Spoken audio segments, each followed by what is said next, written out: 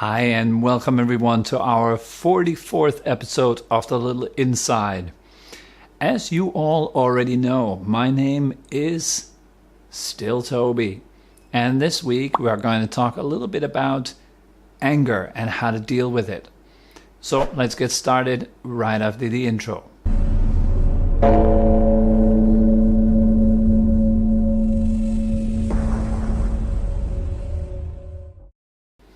Anger is an essential part of our mental emotional makeup. We all experience anger continuously throughout our lifetime, either in the form of slight resistance or a very strong emotional welling up of anger and hate and makes us furious and something like that. Sometimes we experience something that's in between, but we all have it. Every human being, even every animal, experiences anger. This is a very basic emotion. Anger arises out of fear very often. I do believe that fear is the number one cause or root cause of anger. Now, why is that? Because if it wasn't for fear, there would be nothing to protect. So anger is, the function of anger, this kind of loud, noisy appearance of anger is there to protect something that is deeper, is there to shield us off or separate us from other people. In other instances, anger also has a punishing function. It wants to punish another human being for who they are. And why? Because the way they are is threatening me. So again, another being's difference is actually something that scares me. And because I'm scared, I have to set that being straight so that my world can stay the way it's always been, happy, nice, and peaceful. So anger very, very often arises out of this basic emotion of fear. Since I've received this question many, many times, and people were quite often in disbelief, like, is it really possible to receive your anger with kindness? Is that really something that works? Or sure, of course, like some people were kind of responding to that with a bit of sarcasm, saying like, of course, I'm very, very angry, and then I'm just accepting it with kindness and everything is fine. It's not that simple. Of course, it requires training, requires practice. And it requires repetition of a certain action. It requires planning out before the anger actually hits you. You got to have a very solid plan. So, well, the next time when I'm getting angry, here's what I'm going to do. I'm going to accept that feeling that arises, that I feel in my chest, in my solar plexus when it comes up, with kindness. But how? How will I do that? How can I be kind to my anger? Well, it takes time. It takes experimenting. It takes your curiosity and your intention to actually make that work. So first of all, yes, I can assure you that it is possible to receive your anger with kindness, but that is first of all based on acceptance, on understanding yourself, and understanding that anger is definitely here. It's an essential part of this moment. It already has arisen and it is within you, and it's okay for that anger to be there. Most people, they feel it's not okay to have that anger. I should not be angry. That's particularly for people who are on a spiritual path. They very often suppress their anger. They feel like, well, on our spiritual path, anger has no place. Anger is bad. It's my darkness. I shouldn't be angry. I should always be happy.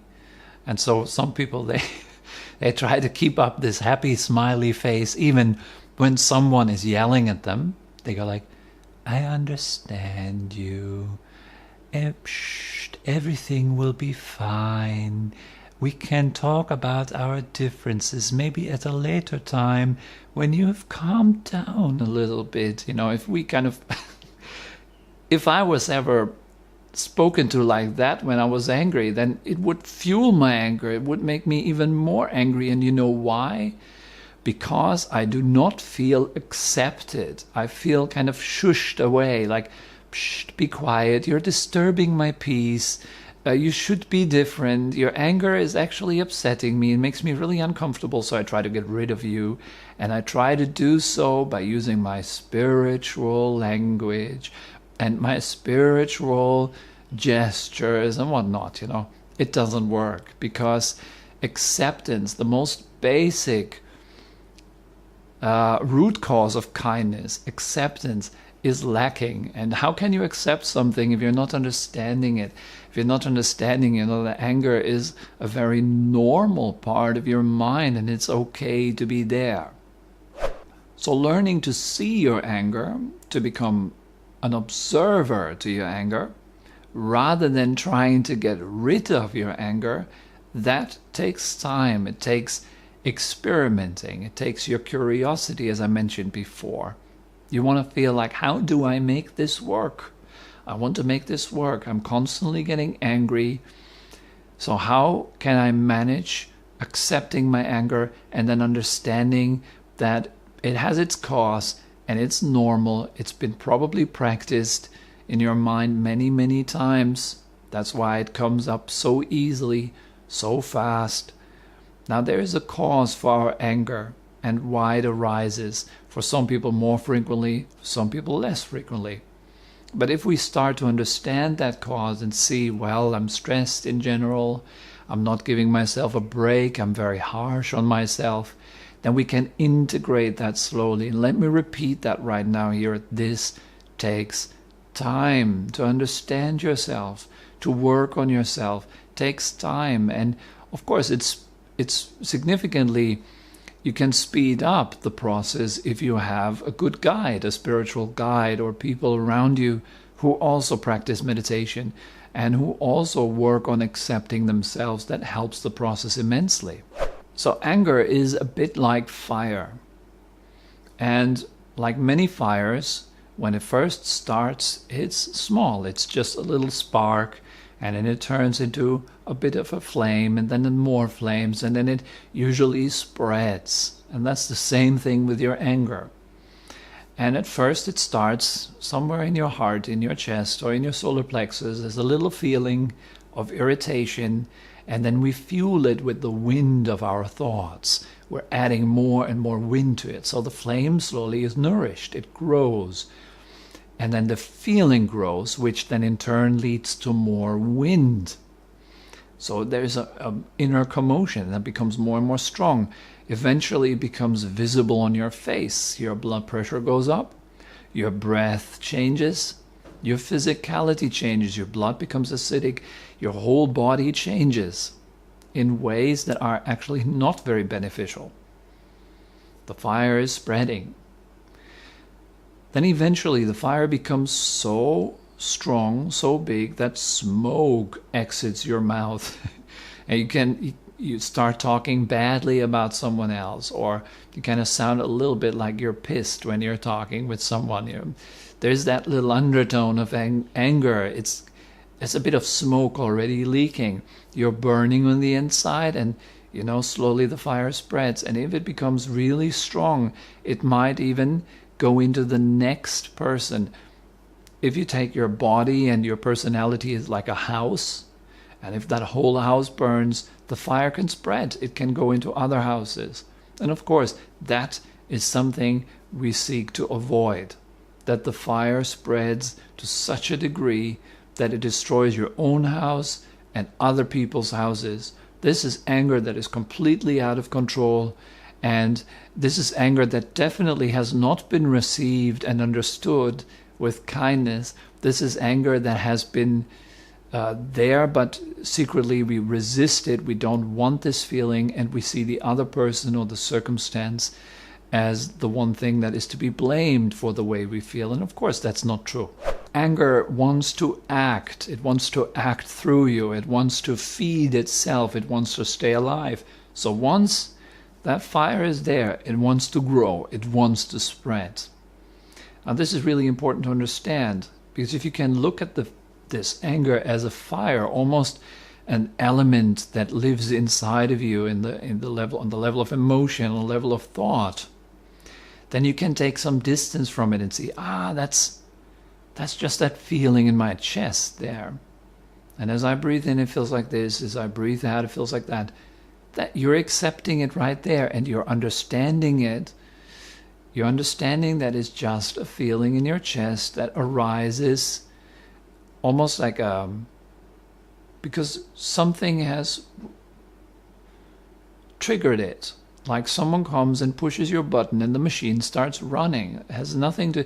You didn't do that. The other person's presence went into resonance with your dormant anger. It woke it up. And if you can take that distance and see, okay, my anger has woken up and it's okay, it's all right to be there. Fire doesn't spread. It cannot spread because the wind is lacking. The oxygen of thought and the drama around your anger is lacking because you immediately understand it for what it actually is. So the fire has the tendency, if there's no oxygen, to extinguish, to kind of to go out all by itself. Think of it like this. You're standing on that platform and there are two types of trains coming. One is the red type of train and the other are green type of trains. The green trains, they are our positive feelings, our positive thoughts, and the red trains, they are negative feelings and negative thoughts, such as anger.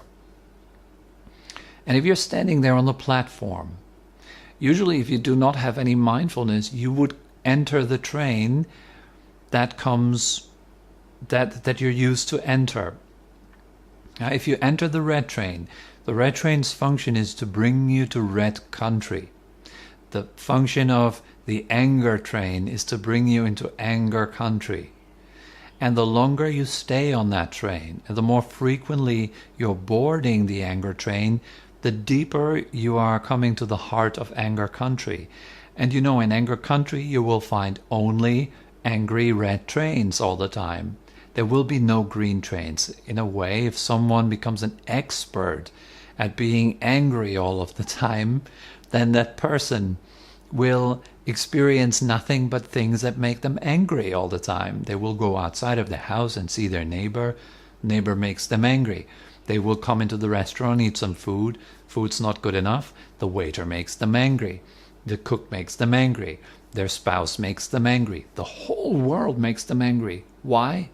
Because inside they're continuously riding anger trains, and they get so much into the heart of anger country that that's all their experiences are predominantly about. It's all about an angry me experiencing a dysfunctional world around me that I can be angry about. On the other hand, there are green trains, and so that would be positive thinking and more positive emotions. Now, both trains, they are part of life. And now here I'm telling you something that is invaluable. If you can manage to stay on the platform and watch the trains come and go, that is a position of true power. That's where you have a choice. But most of us, they simply enter the train in a trance. Almost like nowadays people, they just enter the train while looking into their phone. They don't even realize that they're entering the train, that they sit down, and because their mind is completely absorbed in their phones, like our minds continuously absorbed in thoughts and thinking process, so we don't even know what's happening to us. So make it known, cultivate mindfulness. That's always the first step, cultivating enough mindfulness so you have an actual chance to catch the train before you habitually enter it.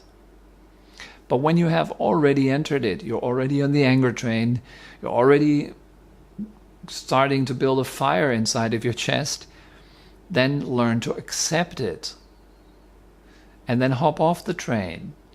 At the next possible platform, relax. It's all right. It's part of life. It's part of your learning and growing process. Becoming aware of your anger is not only very rare, but incredibly precious. If you can become aware of your anger, being here as an observer, instead of a victim of your emotions, you're in a true state of power.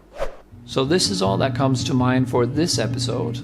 It's all about anger and how to deal with it. I hope it was helpful. If you still have any questions or comments, you want to share something with me, your own experiences, feel free to write them down in the comment section below. And I wish all of you a fantastic upcoming week, and look forward to see you again next Wednesday. Bye-bye.